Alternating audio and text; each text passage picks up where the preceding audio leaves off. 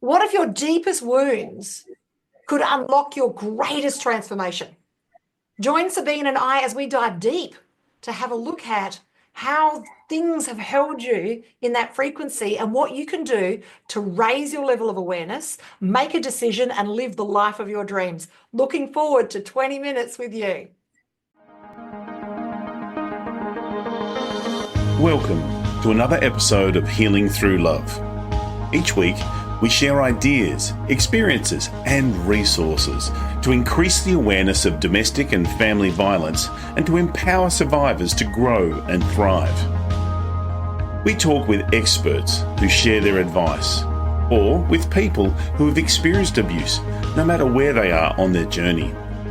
This is all about healing through love. And now, here are your hosts, Charlene Lynch and Rose Davidson.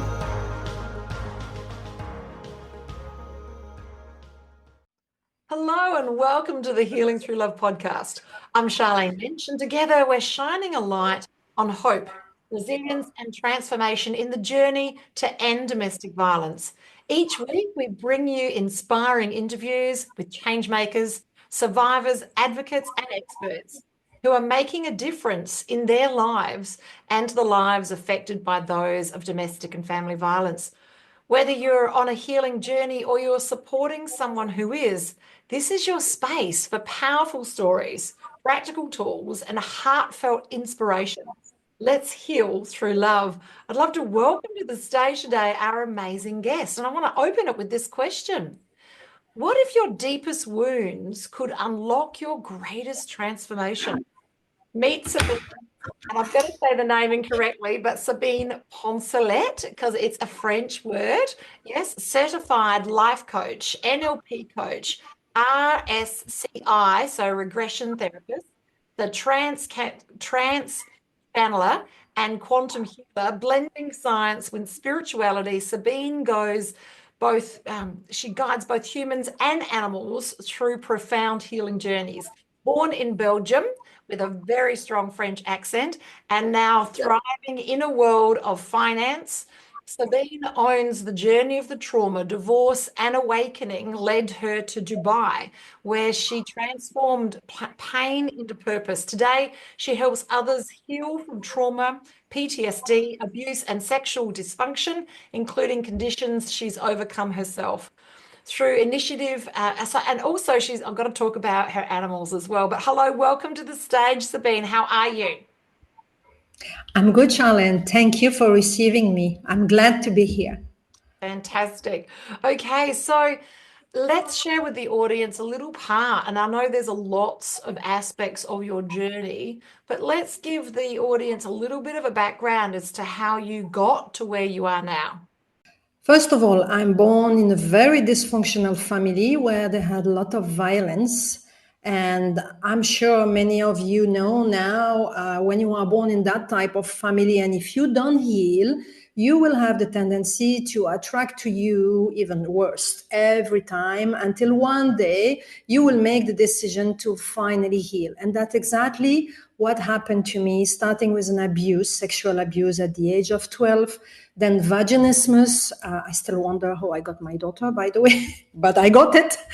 And I want to say that when you embrace that path, often if you make the decision to heal, your life can change tremendously. And that's really what happened to me. When finally one day after touching the rock bottom, I have decided, no, I will not go deeper.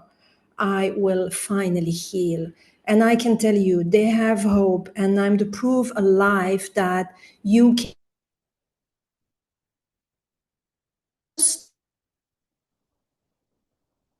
can. We stay in the victim mode. We don't want to recognize that something is wrong with us. And what is wrong is that we are born in a dysfunctional family and that we attract always.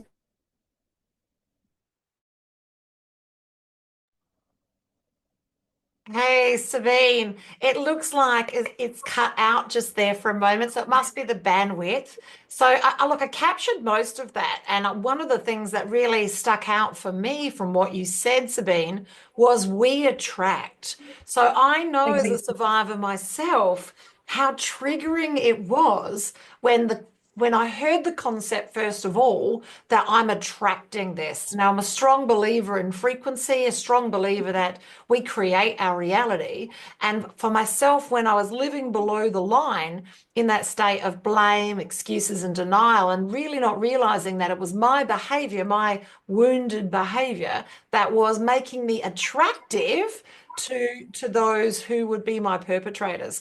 So, can we unpack this attraction? This how do we attract people? Yeah, let's unpack that. Yeah. How you attract is mainly unconscious, for sure. You are scattered. When you pass through experiences like those one, you are wounded, deeply wounded. Your aura is full of crack. I mean, your energetic field. At the same time, you vibrate on a very low level. Then, of course, your light is diminished. You have more dirt on you, let's say this way, if I can use those words, heavy things, heavy energies that for sure will resonate because like attract like. And it's the same with trauma bonding. That's why we call it trauma bonding. You will start to attract what is vibrating on the same level as you. If you vibrate violence because you didn't heal from that wound and it's still open, you still bleeding, of course, unfortunately, I know it's violent what I'm saying, but that's a reality. You will attract exactly the same because again, like attract like. Then what you have to do is making the decision, do not stay in the victim mode. And this is the most difficult part because you have a certain period where you are in a victim mode and you will blame the world, not even accepting that you attract this. This is a huge acknowledgement. It's a huge breakthrough when you leave the victim mode stage to pass on the other side and start to acknowledge, say, oh yeah, I need to heal that. What do I do about this? And that's the moment when you make the best decision in your life is going to see a professional.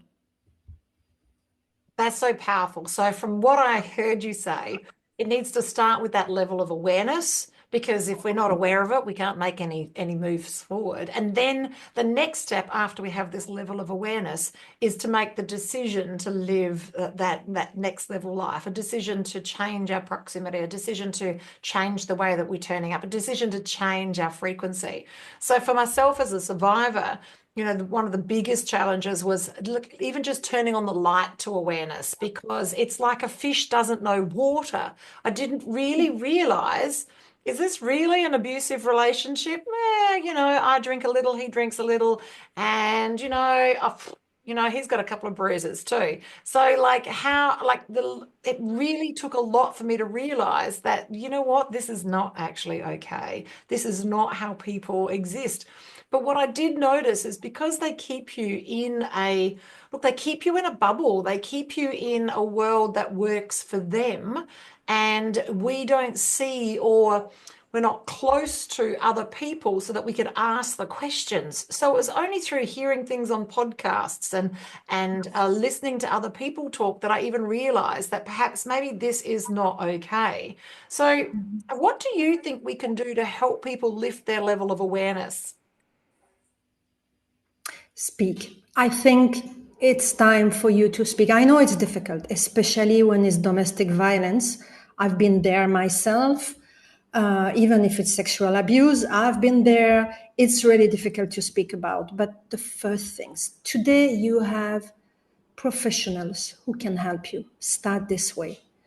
You will maybe not find the right therapist or the right doctor directly, but continue to search. I would say don't give up. I say don't give up because in my case, I didn't find the right psychiatric doctor directly. When I was followed by a psychiatric doctor at that time, I needed medicine because I attempted to my life many times. And I was not awakened then. That was one way for me to slowly awaken to myself. But I want to say, please don't stay hidden. Speak to one of your friends. And please, for the friends, don't judge, because that's always the fear we have. When we speak, we are afraid that we are judged by others. Yes, with family members, unfortunately, it's happening a lot, because that's why I started to speak. And then I said, no, I will not speak anymore, because the family, unfortunately, cannot understand you like someone who is external to the situation. They know you so well, and they want you to be the way they want you to be.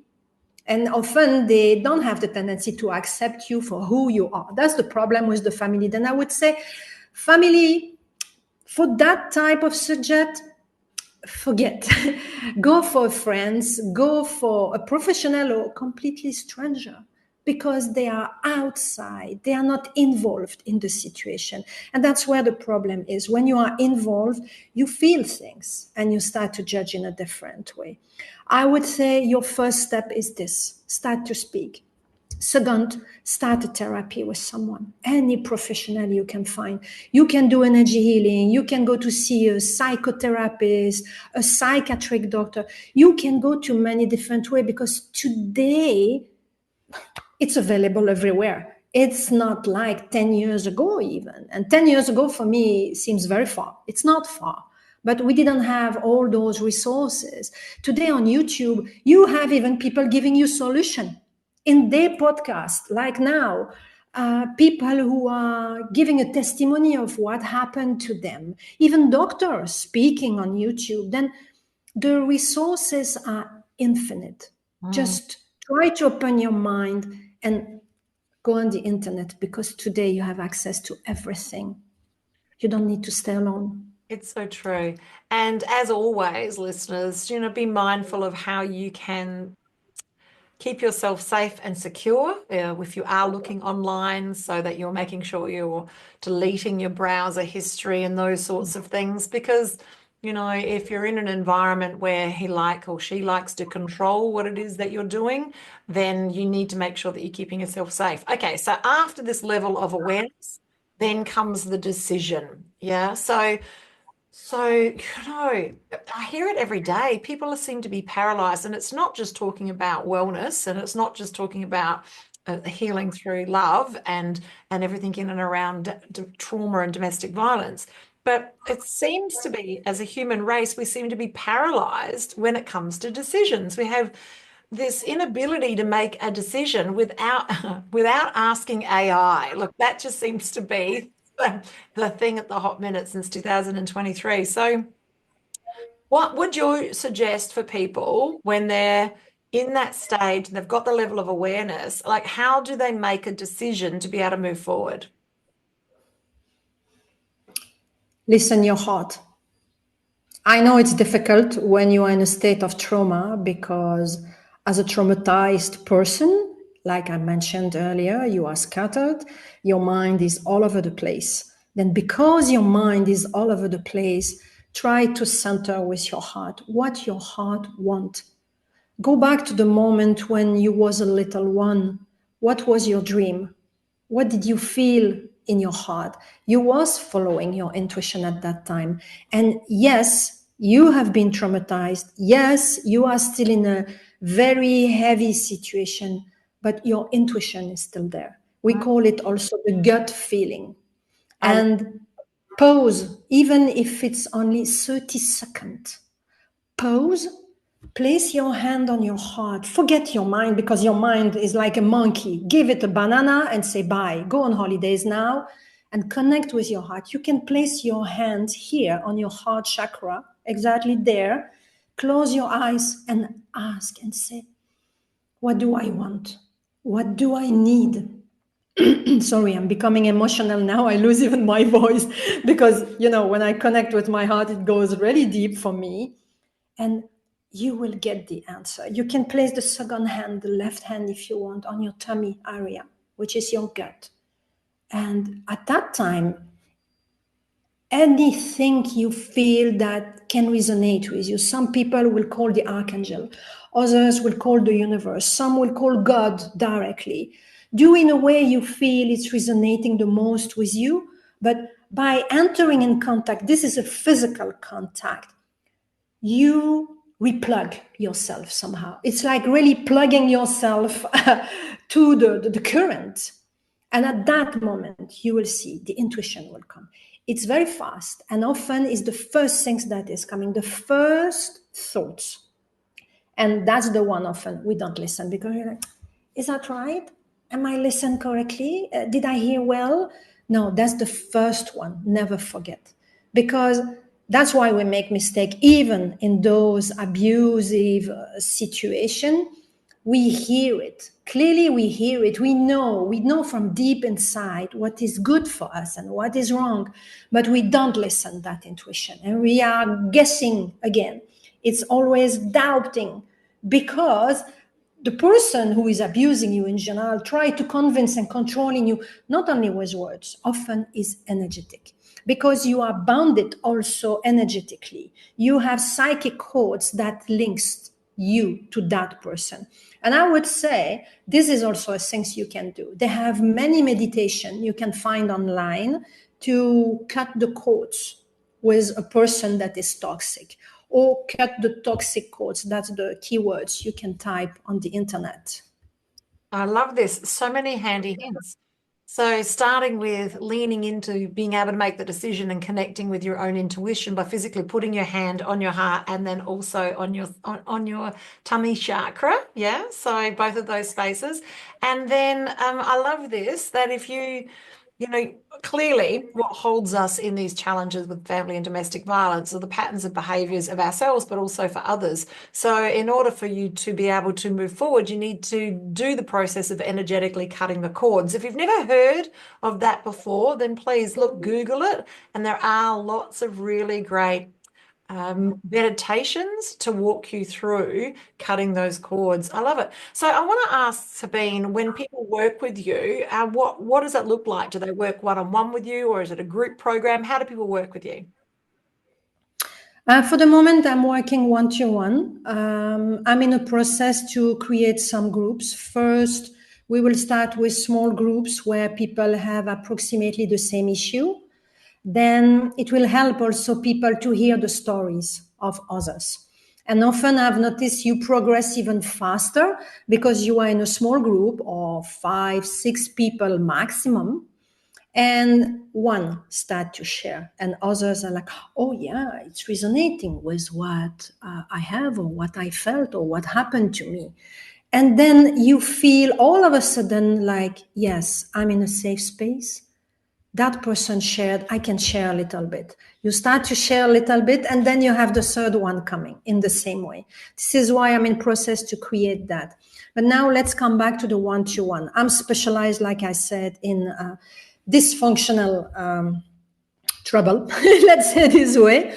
I have myself attracted a lot of clients who have been abused sexually, mentally, emotionally, and physically, because that's what happened to me. Then of course you attract. It took me years to understand. This is why I became specialized in that field, and I'm very proud of it today, because now I have the tool, because I learned the technique, and at the same time, because I pass by, I'm able to feel what you feel. And this is very important to help you to move on in a one-to-one session. I wanted also to give a bracket here. I forgot to say that I have a blog.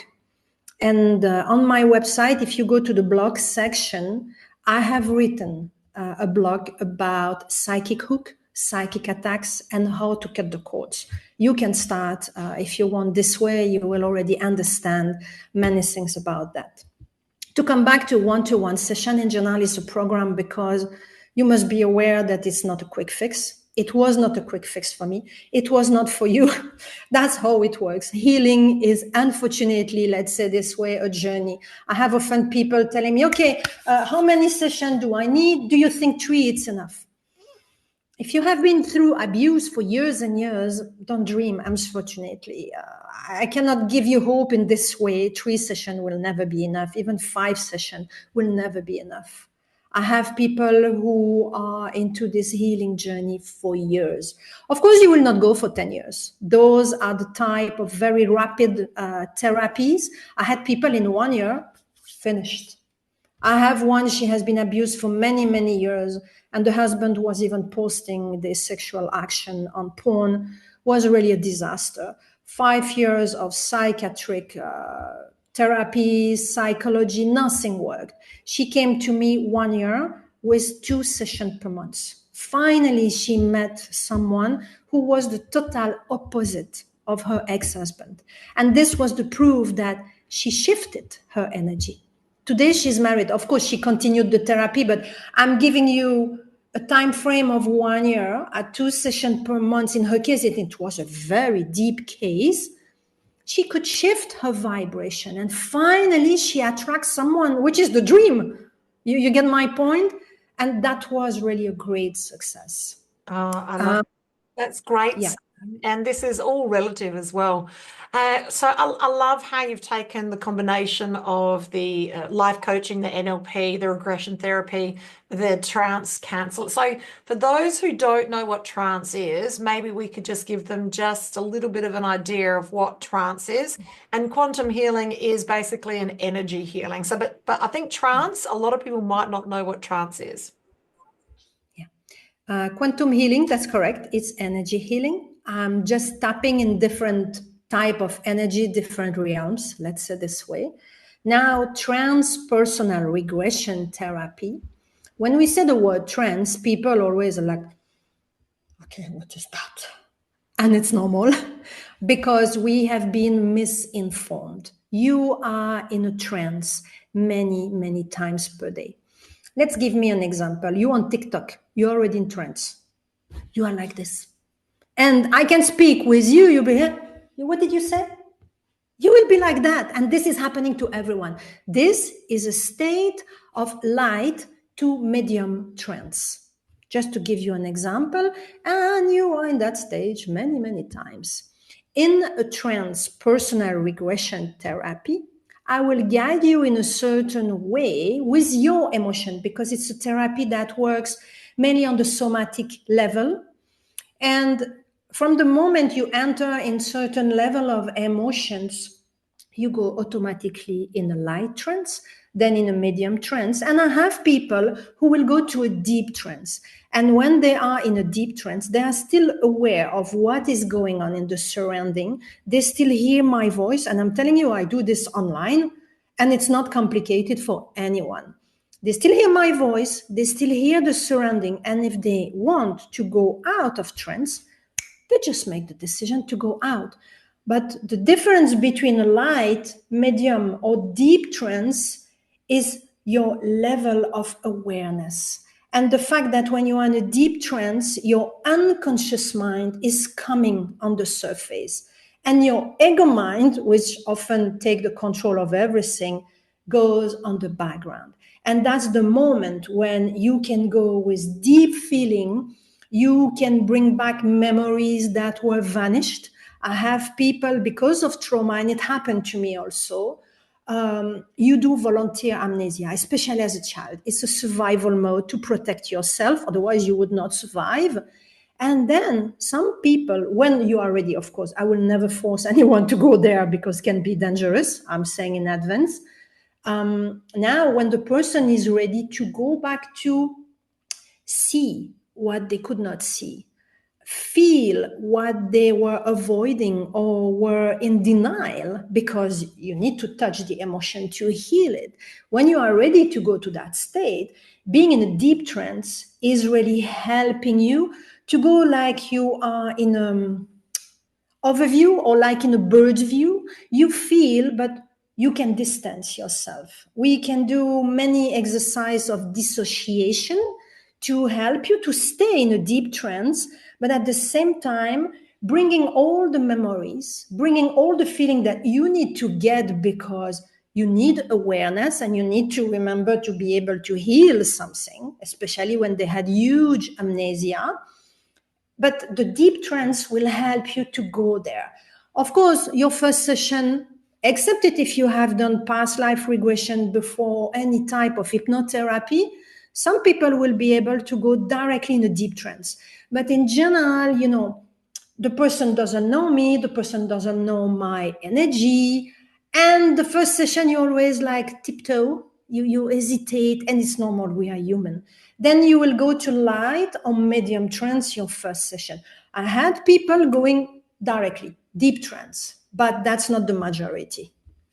I love it. I love it. We could talk all day, Sabine. There's so much frequency and energy. And for those uninitiated, think trance, think sort of hypnosis. If you're trying to sort of, how does this fit into it all? It's same, but quite different, but it's going to help you understand it a little bit more for those listening today. Look, just as a final question here, Sabine, what would be your closing words of wisdom to our audience? That's a very good question. I would say to all the people present here in the audience, trust. I know it's difficult because when you pass by experience like this one, or those one, because some of us has passed by many, even trusting yourself is difficult. But don't forget, you are a being of light, incarnated into a physical body. And your mission on this earth is getting back in contact with your light.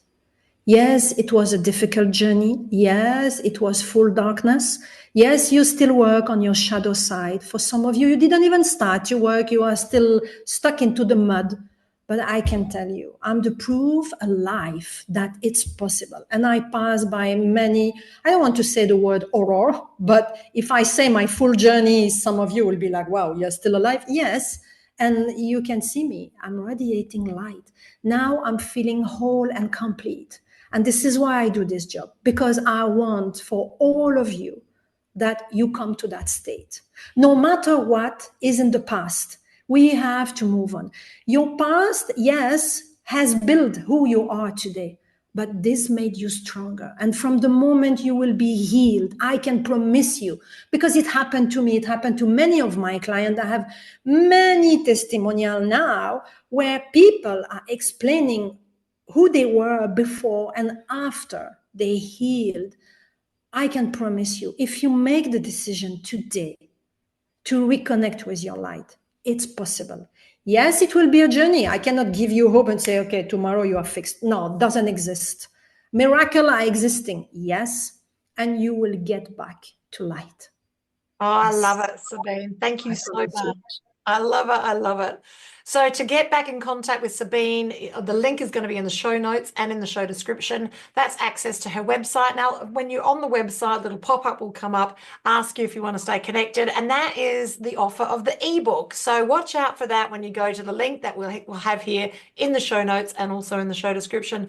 It's been a beautiful opportunity, and I'm looking forward to having a chat with you later on in the year, I'm hoping, Sabine, as your business moves forward and you expand to your group programs. That's a goodbye from us at Healing Through Love and a goodbye from Sabine. Bye-bye. Thank you. Much love. Bye. Thank you for joining us for this episode of Healing Through Love. You can get further resources, see the show notes, or simply reach out to us via our website at htlaustralia.org. Thanks so much for joining us, and we look forward to your company next time on the Healing Through Love podcast.